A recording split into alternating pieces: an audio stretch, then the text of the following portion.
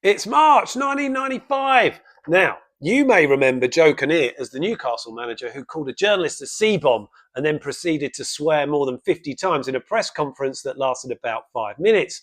But back in 1995, he was Wimbledon manager and gave a brilliant interview to FourFourTwo magazine.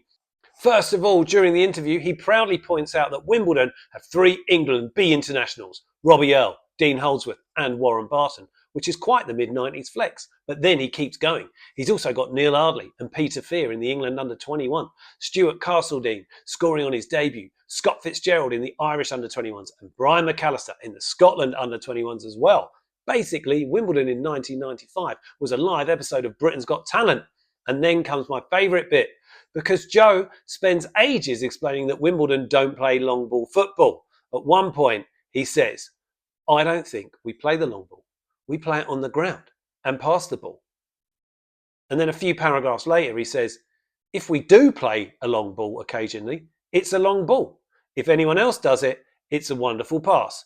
So apparently Wimbledon didn't play a long ball, apart from when they did play the long balls. But then right at the end, he comes out with something genuinely remarkable. Asked what one thing he'd change about football, Joe Kinnear says, referees should be able to review incidents on a television screen before making a decision. This is in 1995, more than 20 years before VAR arrived in the Premier League. I spent a lot of time watching Wimbledon back then, and whatever you thought about the football, what Joe Kinnear achieved with that team was very impressive. Sadly, he passed away in 2024, but he is often overlooked when people talk about the great characters of 90s football.